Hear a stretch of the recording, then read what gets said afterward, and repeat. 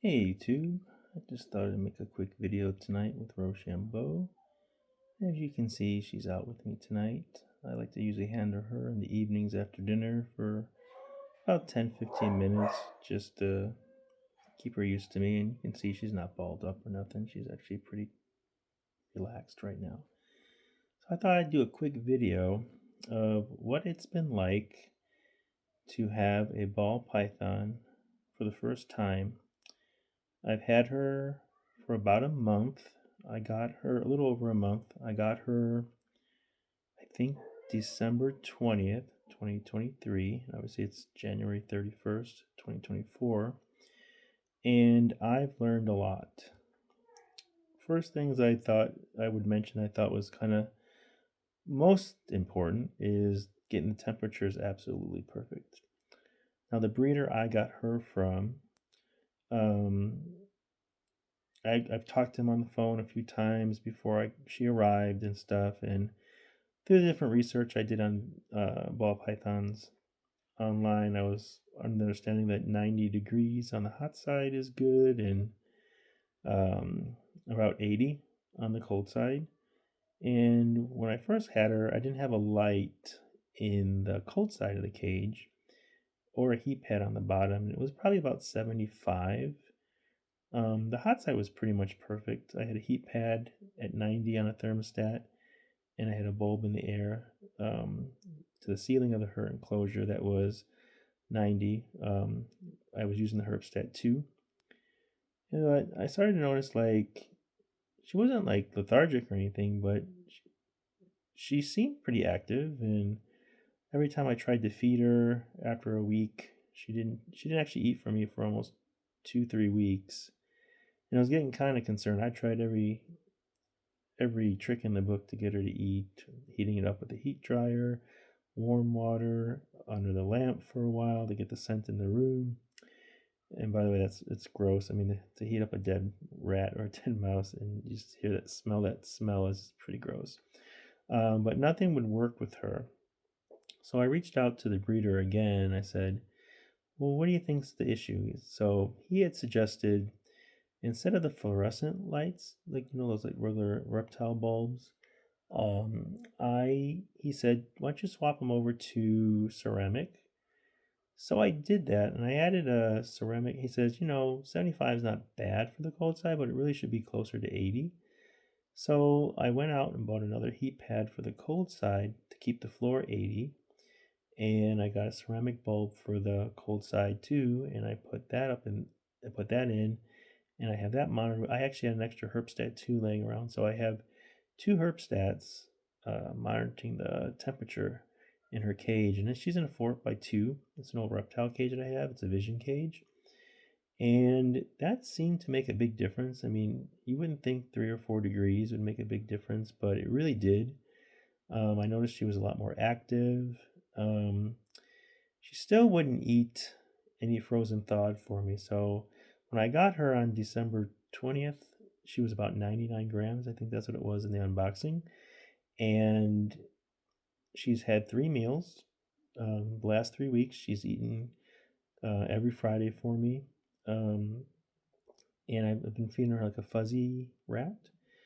And she's put on about 7 to 8 grams a week. So I weighed her yesterday, and she's up to 126 grams. So she's putting on weight consistently, and she's eating, which is pretty awesome. I did have an interesting encounter with her last Friday. I went to the reptile store and got a fuzzy rat, and this one it wasn't moving around a lot, and its eyes weren't open yet. So I guess the guy at the reptile store said she was on like the mother's milk still. So I put her in the cage. I had been feeding her in the cage, and what I do is I put a little piece of cardboard up, and I block a section. So it's just like she's in like a little square spot with the rat, so there's not a lot of room to run around and stuff. And she tagged it and wrapped it, and I thought she was going to kill it, which she did, but then she didn't eat it.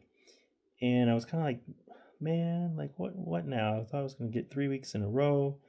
And I found out that what I think is that fuzzy rat that didn't have its eyes open yet was just not active enough. I couldn't see where it's going. It just kind of stood around, and I feel like Rochambeau really likes the hunt. Like she likes the movement. It entices her.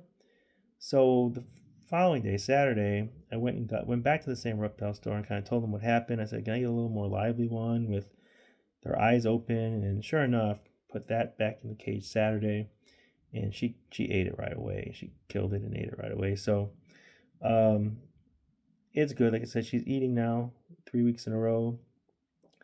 But I will say, I guess you have to be prepared. I know people say you can get any snake to eat frozen thawed, and I'm gonna try again later once she's got some weight on her. I want to at least get her up to 200, 225 like grams, and I feel like okay, she's eating consistently for a month, 2 months now, and I'll try again. But I don't know. I just feel like some snakes just don't want to eat that way, and she might just be one of them. And that's something I've learned. Like, you guys know I have Buddy. He eats big, large, dead rats, and it's pretty easy process. Just unthaw it, throw it on the floor. He grabs it. Not a big deal, but it is different. Oh, there's a nice little yawn. Um, it's different when you have to watch the animal kill another mouse or a rat, and I know it's the food chain thing, and the little rats and mice are very cute, and I don't know, I feel bad, but obviously she's got to eat, so hopefully I get, I guess, a little desensitized to it. I mean, it's nothing that I would ever film and put up on the channel. It's nothing I like to see. I just watch to make sure that, the mouse or the rat doesn't hurt her. And they're so small right now, they can't really do any damage. But I guess it's something if you're thinking about getting a ball python, it's something you have to consider and just realize, is this something that I can deal with? Because I've had to deal with it for like basically the past month, and it is what it is. So yeah, I just thought I'd do a quick thought like on having my first ball python. You guys know I've always had the lizards and stuff if you followed the channel.